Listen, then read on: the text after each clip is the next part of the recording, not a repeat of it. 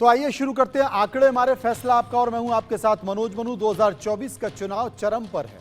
हमेशा की तरह कांग्रेस ने अपने नेताओं के हिट विकेट का एक और उदाहरण पेश किया है। पहले सेम पित्रोदा चुनावी समर में पार्टी के लिए मुश्किलें बढ़ा रहे थे और अब मणिशंकर अय्यर ने कांग्रेस को संकट में डाल दिया है। वजह है अय्यर का पाकिस्तान प्रेम फिर से ज्यादा है। वो कहते हैं कि पाकिस्तान को इज्जत देनी चाहिए क्योंकि उसके पास एटम बम है, जिसके बाद बीजेपी ने कांग्रेस को हाथों हाथ लपेट दिया। प्रधानमंत्री मोदी से लेकर बीजेपी के नेताओं ने कांग्रेस पर ताबड़तोड़ हमले कर दिए। हालांकि अब सवाल है कि आखिर चुनाव के वक्त ही मणिशंकर अय्यर का पाकिस्तान प्रेम क्यों उमड़ता है। आज इसी मुद्दे पर हम चर्चा करेंगे। इस मुद्दे पर जनता की राय जानेंगे, आपको दिखाएंगे, लेकिन उससे पहले देखिए एक जोरदार रिपोर्ट।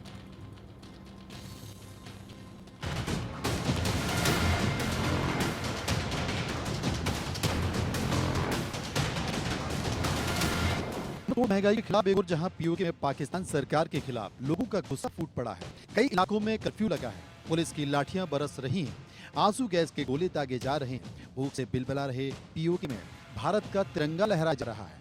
तो वहीं भारत में चुनाव के बीच भी पीओके का मुद्दा बार बार उठ रहा है।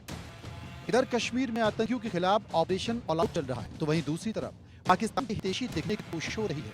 मुस्लिम वोट पाने के लिए देश विरोधी बयान दिए जा रहे हैं। उसमें सर कह रहे हैं तो करें, हम कौन से रोकने वाले हैं। हमें तो पहुंचेंगे नहीं।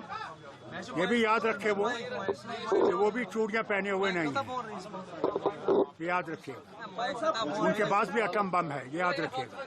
और अफसोस किया है कि वो एटम बम हमारे ऊपर ही गिरेगा। कांग्रेस नेता मणिशंकर अय्यर के पाकिस्तान प्रेम वाले बयान पर प्रधानमंत्री मोदी ने भी जोरदार पलटवार किया है। कांग्रेस बार बार अपने ही देश को डराने की कोशिश करती है। वो कहते हैं संभल के चलो, पाकिस्तान के पास एटम बम है, पाकिस्तान के पास एटम बम है, पाकिस्तान के पास एटम बम है। ये मरे पड़े लोग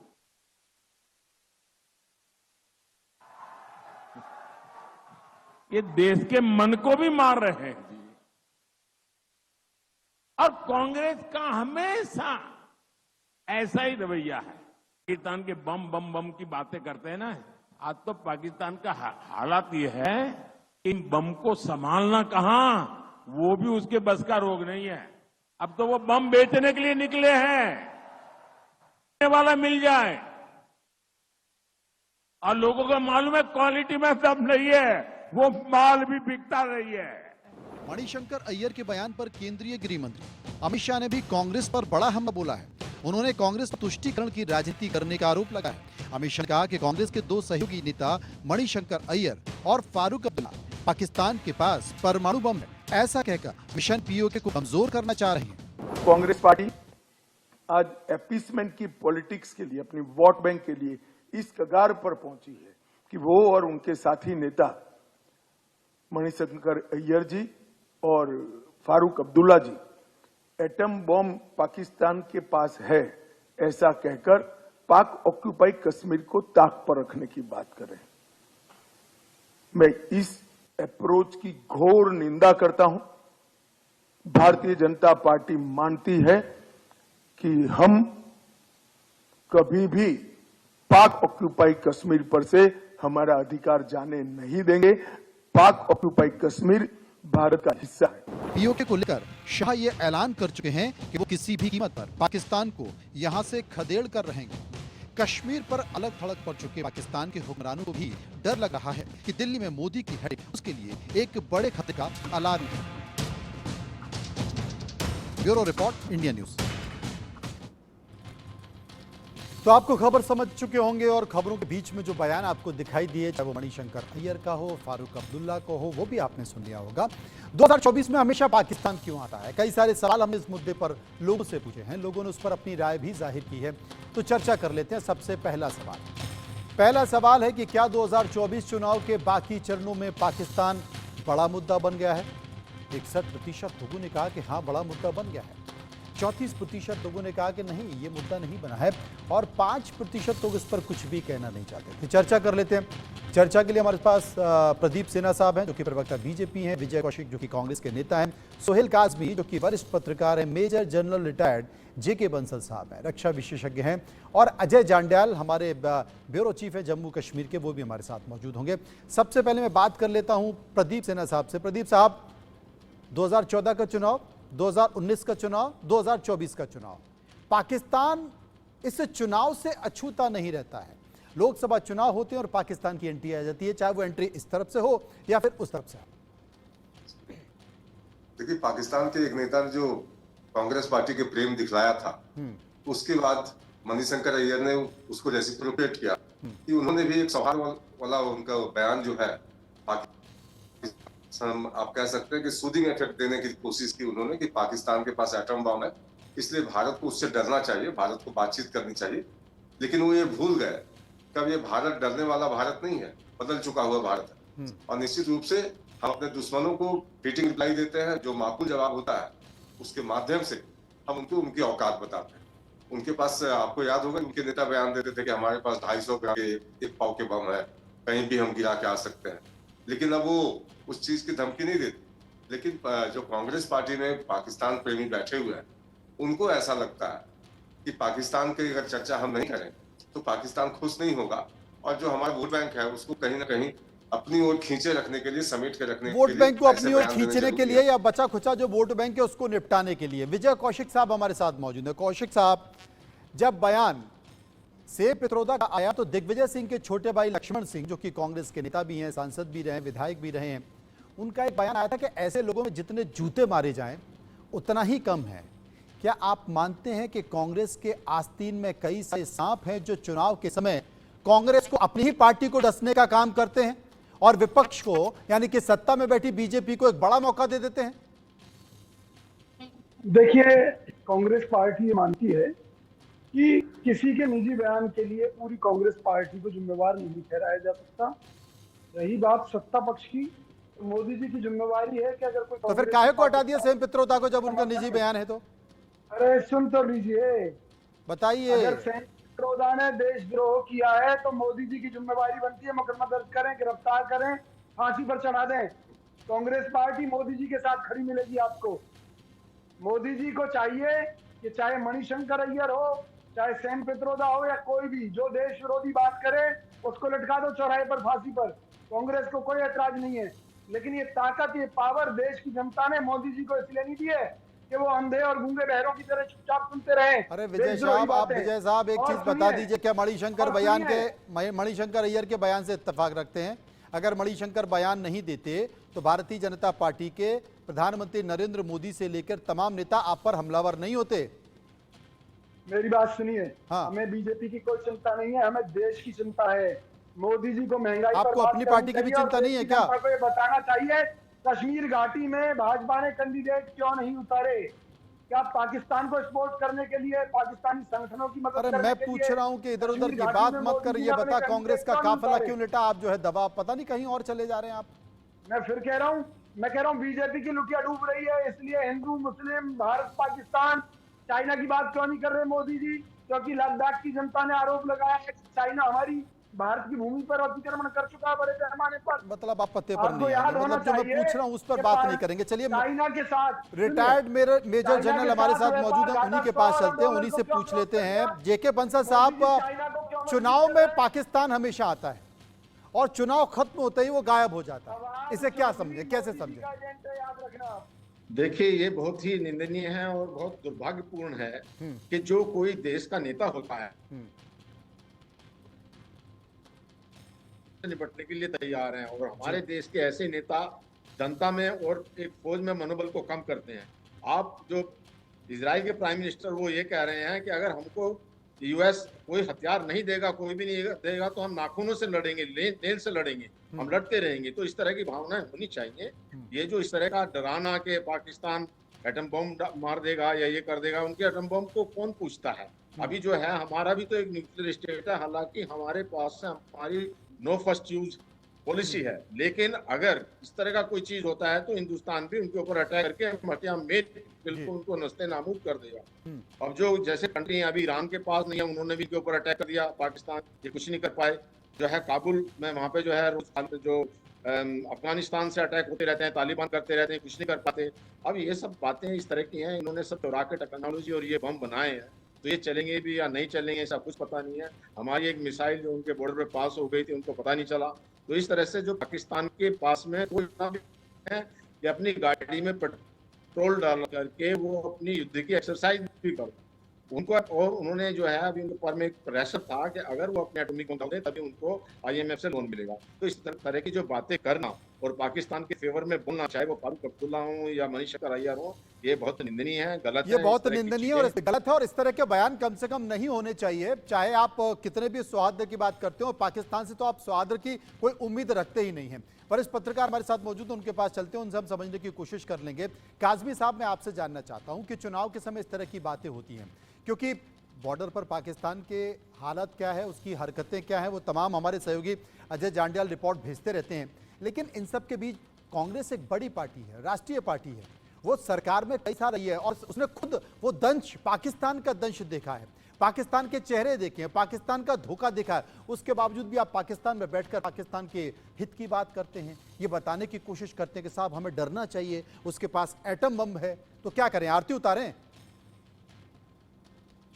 जी देखिए, कांग्रेस और खासकर इस टाइम पे ऐसे बातें करनी, मैं समझता हूँ वो नेशनल इंटरेस्ट में नहीं होती हैं। मनीशंकर अय्यर साहब पॉलिटिशियन कम हैं, डिप्लोमेट ज्यादा हैं, और उनकी जो मोहब्बत है वो पाकिस्तान के साथ, जब वो एक्सटर्नल अफेयर्स मिनिस्टर थे तब भी थी, कसूरी साहब के साथ उनकी पढ़ाई हुई है, तो उनकी मोहब्बत हमेशा छलकती रहती है पाकिस्तान की तरफ। मैं बहुत बार उनसे मिला हूँ, और कश्मीर के साथ भी उनको बहुत मोहब्बत है। कश्मीर कमेटी में वो हमेशा कोई ना कोई उनका विजिट रहता है और इंटरेक्शन रहती है पब्लिक के साथ। पूरी दुनिया आज मानती है कि इंडिया की जो फॉरेन पॉलिसी है, जो एक्सटर्नल अफेयर्स हमारे पॉलिसी है, वो इतनी स्ट्रांग है, पिछले कुछ सालों से इतनी स्ट्रांग हो गई है कि हर मुल्क हिंदुस्तान के साथ व्यापार करना चाहता है, हर मुल्क हिंदुस्तान के साथ अपने जो ताल्लुकात हैं वो मजबूत करना चाहता है। वो आपको इजराइल के वॉर में भी देखा कि इंडिया का क्या स्टांस रहा। G20 की जो 40 ममालिक हिंदुस्तान में, और खासकर कश्मीर से कन्याकुमारी तक जो कॉन्फ्रेंसेस हुई, उसने पूरी दुनिया को बता दिया कि इंडिया जो है वो किस तरह की पॉलिसीज के साथ इंडिया आगे किस बढ़ तरह रहा की है, पॉलिसी रखता है और अंतर्राष्ट्रीय मंचों पर अपनी उपस्थिति किस तरीके से दे रहा है। जी सर, बावजूद सर, इसके तरह की बातें करना मुझे लगता है ठीक नहीं है। सर्वे का ये एक और बड़ा सवाल हमने लोगों से पूछा, और वो सर्वे का सवाल है, पीओके से पाकिस्तानी सेना को खदेड़ने का मादा कौन सी सियासी पार्टी रखती है।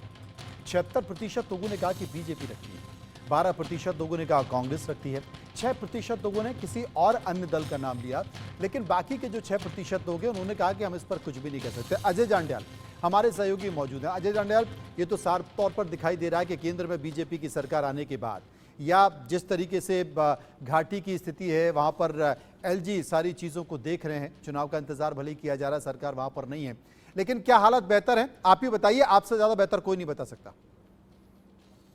देखिए, एक चीज को समझना होगा मनोज जी, जिस तरीके से जम्मू कश्मीर के हालात बदले हैं, तरक्की हुई है, जिस तरीके से शांति का सबब कश्मीर में लोगों ने देखा है, बंद, पत्थरबाजी, हर रोज शटडाउन की कॉल्स, टेरर अटैक्स। मुझे याद है पुलवामा से पहले की अगर बात करें तो हर सेना के कैंप पर कहीं ना कहीं हमले हुआ करते थे, सुरक्षा बलों के ठिकानों को निशाना बनाया जाता था। तो ये चीजें जिस तरीके से लगातार ग्राफ कम हुआ है, जिस तरीके से फिर आप जम्मू कश्मीर का नेशनल हाईवे देखें, एक्सप्रेस हाईवे की बात करें, फ्लाईओवर्स की बात करें, उसके बाद जो टूरिस्ट वहां पहुंचा है, G20 वहां पे हुआ है। मैं कहता हूं अगर कश्मीर के नेताओं को माने कि भाई ठीक है ये मैनेज है, मगर आप भी तो सत्ता में रहे, आपने इतने सालों में मैनेज नहीं कर पाए, चाहे वो कांग्रेस थी, नेशनल कॉन्फ्रेंस थी, PDP थे, आप भी मैनेज नहीं कर पाए। इसका मतलब है कहीं ना कहीं तो खामी थी, और यही वजह है आप देखेंगे कि कश्मीर में इस बार जब चुनाव होंगे तो वोटिंग परसेंटेज जो है वो बहुत हाई जाने वाला है, जिसकी चिंता पाकिस्तान को लगी हुई है कि पाकिस्तान लगातार आतंकी गतिविधियों को तेज करने के प्रयास कर रहा है, क्योंकि 70% से ज्यादा पोलिंग हो रही है जम्मू की 2 सीटों पर, और कश्मीर में जिस सीट पर, अनंतनाग की सीट पर 40,000 वोटों से नेशनल कॉन्फ्रेंस के एक सांसद बन गए थे, इस बार मुझे लगता है कि वहां पर भी 50% से ज्यादा पोलिंग होगी, क्योंकि लगभग 8 से 9 लाख वोट पोल हो सकते हैं जो अभी तक आंकलन किया जा रहा है, तो ये बताता है कि बदलाव तो हुए हैं।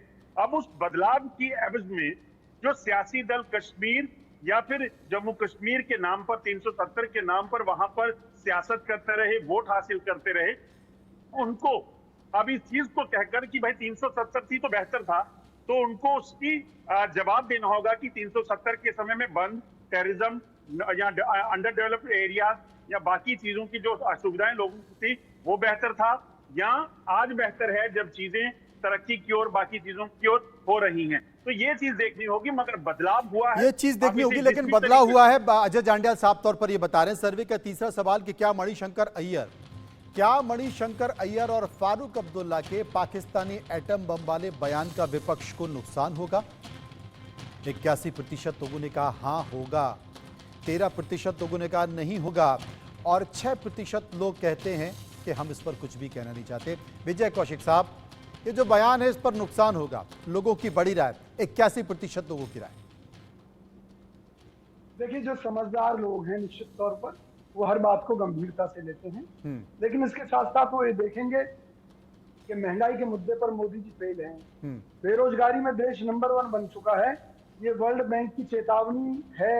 उन्होंने कहा है वर्ल्ड बैंक ने कि भारत एक तरफ तो कहता है कि हमारी 5 ट्रिलियन की इकोनॉमी हो रही है, दूसरी तरफ रोजगार घटा है, अंग्रेजों के समय से भी बदतर स्थिति में रोजगार की स्थिति पहुंच गई है, यानी कि बेरोजगारी दर अंग्रेजों के समय को भी क्रॉस कर चुकी है।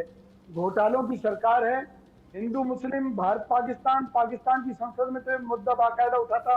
उन्होंने कहा था हाथ जोड़कर कि कृपया भारत के चुनाव में पाकिस्तान को बीच में ना घसीटें, आपका चुनाव है, आप अच्छे से लड़ें, बहुत अच्छे से लड़ें।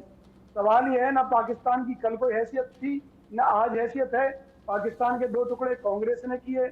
पाकिस्तान के आज जो भी हालात हैं उसमें कांग्रेस का बहुत बड़ा योगदान है। कितने समझदार नेता हैं कौशिक साहब, अगर आप जैसे समझदार नेता कांग्रेस के हो जाएं और आप जैसी भावनाएं, आप जैसी बातें अगर कांग्रेस के इन नेताओं के जिनके फोटो स्क्रीन पर चलने आ जाएं तो कांग्रेस की बात ही अलग है, दशा और दिशा दोनों बदल जाएं। बीजेपी के नेता हमारे साथ मौजूद हैं, प्रवक्ता हमारे साथ मौजूद हैं। आप बताइए, कांग्रेस का एक संकेत है, वो संकेत साफ तौर पर यही है कि साहब चुनाव होता है तो पाकिस्तान हिंदू मुस्लिम होता है और बेरोजगार, महंगाई, इस तरह की चीजें नहीं होती हैं। हिंदू मुस्लिम भारतीय जनता पार्टी नहीं करे। आपको याद होगा कुछ दिनों पहले इनके नेता सलमान खुर्शीद की बहन ने वोट जिहाद की अपील की थी। मुंबई के जलसे में मौलानाओं ने जिस तरह से अपील की कि भारतीय जनता पार्टी को वोट नहीं देना है, अमुक पार्टी को वोट देना है, तो मैं समझता हूँ इनको समझना होगा। नहीं तो उन्होंने स्पष्टीकरण भी दिया था कि जिहाद मतलब होता है संघर्ष, और अगर वोटों का संघर्ष है तो कोई बड़ी बात नहीं है, इसमें बुराई क्या है? लेकिन जिस तरह से मौलाना सामने आ रहे हैं तो निश्चित रूप से ये तो आपत्तिजनक है ना। अच्छा, ये बताइए, जिस तरीके से आपने कहा मौलाना सामने आ रहे हैं, जिस तरीके से साधु संत समर्थन में आ रहे हैं बीजेपी के, उनके भी तो बयान आते हैं, उसमें भी कोई आपत्ति नहीं। साधु संतों ने कोई जलसा करके नहीं दिया, नहीं बिल्कुल, तमाम सारी सभाओं में आप देखिए, हमारे टीवी चैनल पर तमाम महामंडलेश्वर, तमाम सारे साधु संत, तमाम जो अखाड़ों के प्रमुख इस तरह की बातें करते हैं। देखिए, साधु संतों का स्पष्ट संदेश है कि जो धर्म की रक्षा करेगा, धर्म के लिए लड़ेगा, उसके साथ वो खड़े हैं। भारतीय जनता पार्टी राम मंदिर के आंदोलन को लेकर जिस तरह से आगे बढ़ी और हजारों कुर्बानियां दी हमारे कार्यकर्ताओं ने, निश्चित रूप से साधु संतों का झुकाव हमारी ओर है। और जो तो उसमें किसी को कोई आपत्ति थोड़ी है। उनको लगता है कि बीजेपी उनकी संस्कृति की रक्षा कर रही है, उसको बचा रही है, उसको आगे बढ़ा रही है, तो वो उसके पक्ष की बात कर रहे हैं। मौलाना को लगता है कि साहब बीजेपी हमारी संस्कृति को, हमारे तमाम जो अधिकार उनको खत्म कर रही है, तो हम वोट के जिहाद की बात करते हैं, वोट के संघर्ष की बात करते हैं। दोनों के अपने अपने बातें सही है। मुझे लगता है वरिष्ठ पत्रकार मेरे साथ सोहेल साहब जुड़े हुए हैं। सोहेल साहब, आप ही बता दीजिए। एक छोटी सी बिल्कुल आप ठीक कहते हैं। देखिए, अगर प्राइम मिनिस्टर के मुंह से ऐसी बात निकलती है इलेक्शन के दिनों में कि मंगलसूत्र और मुस्लिम, और वो टारगेट करते हैं किसी कम्युनिटी को, इतना जबरदस्त काम करने के बाद, इतनी स्थिर मजबूत सरकार चलाने के बाद, तो एक गलत मैसेज जो है समाज में जाता है, और उसकी रिटेलिएशन में कोई और अगर नेता फिर दोबारा टारगेट करता है हिंदू कम्युनिटी को, तो वो भी एक अनफॉर्चुनेट मैसेज समाज में जाता है। जिस तरह का भारत आज है, जिस तरह का मजबूत भारत आगे बढ़ने वाला है, उसमें मैं समझता हूँ, और इलेक्शन कमीशन ने तो दोनों राहुल गांधी जी को भी एक नोटिस भेजा है हेट स्पीच के ऊपर, और प्रधानमंत्री जी को भी भेजा है। तो मुझे नहीं लगता है कि इतना जबरदस्त टारगेट ओरिएंटेड काम करने के बाद, प्रॉस्पेरिटी को छोड़ के, डेवलपमेंट को छोड़ के, अगला फ्यूचर प्लान भारत का छोड़ के आप फिर मजहबी रवादारी को आपस में इस तरह की बातें करते हैं और भारत हैं। की जो गंगा जमुनी तहजीब है कहीं ना कहीं उसको नुकसान पहुंचता है, उसको धक्का लगता है। सर का चौथा सवाल, मोदी के 10 साल में भारत की कश्मीर नीति का सबसे मजबूत पक्ष आप किसे मानते हैं?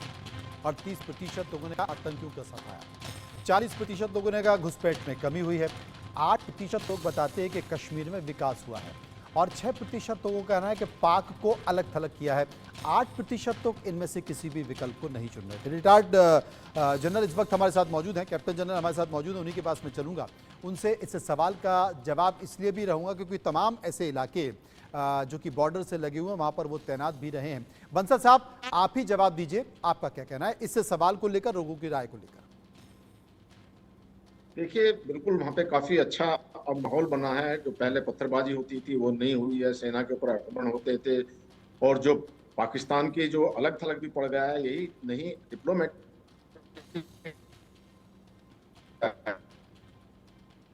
जी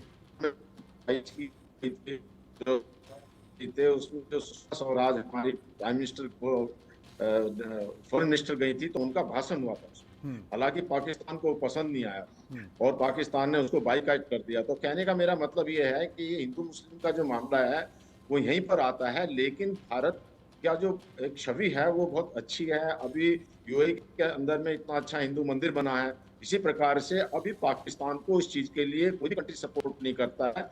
कश्मीर के मामले पर वो इसकी बात ही नहीं करते। तो इस तरह से इस समय अभी वहाँ बहुत अच्छा माहौल हुआ है, टूरिज्म बढ़ा है, डेवलपमेंट हो रहा है, जवानों के बिल्कुल। और अजय जांड्याल तमाम इस तरह की रिपोर्ट भी भेजते रहते हैं। अजय जांड्याल हमारे साथ मौजूद हैं। अजय, आने वाले समय में चुनाव भी घाटी में, जम्मू कश्मीर में हो सकते हैं, इस तरह के संकेत आ रहे हैं, लेकिन फिलहाल जो तस्वीरें हैं, फिल्मों की शूटिंग होने लगी है, टूरिज्म वहाँ पर बढ़ा हुआ है, बहुत कोई बड़ी आतंकवादी घटना हुई नहीं है, और अब तो लोकसभा चुनाव है तो बताने के बड़े सौहार्दपूर्ण वातावरण में चुनाव भी होने जा रहे हैं, लेकिन बावजूद इसके पाकिस्तान की ओर से लगातार हरकत की जा रही है, आतंकवादी आ रहे हैं, घटनाएं कर रहे हैं, क्या स्थिति है? देखिए, बिल्कुल आपको बताऊं कि जिस तरीके से कश्मीर में शांति हुई और उसके बाद अगर आप देखें तो पाकिस्तान ने जब कश्मीर का आलाप अंतर्राष्ट्रीय प्लेटफॉर्म पर अलापने की कोशिश की, उसके बाद पाकिस्तान को मुंह की खानी पड़ी। अब उसका नतीजा ये हो रहा है कि बौखलाया पाकिस्तान एक बार फिर से जम्मू कश्मीर में आतंकी गतिविधियों को तेज कर रहा है। आज ही के आंकड़े की अगर बात करें, जो आंकड़े हमारे सूत्र दे रहे हैं उसके मुताबिक लगभग 50 से ज्यादा आतंकी जो हैं वो जम्मू खित्ते में जो है वो सक्रिय हैं, क्योंकि कश्मीर में सुरक्षा बलों ने आतंकी कमर तोड़ी है। बुरहान वानी से लेकर सब्जार भट्ट से लेकर तमाम जो आतंकी कमांडर थे उनका सफाया हुआ।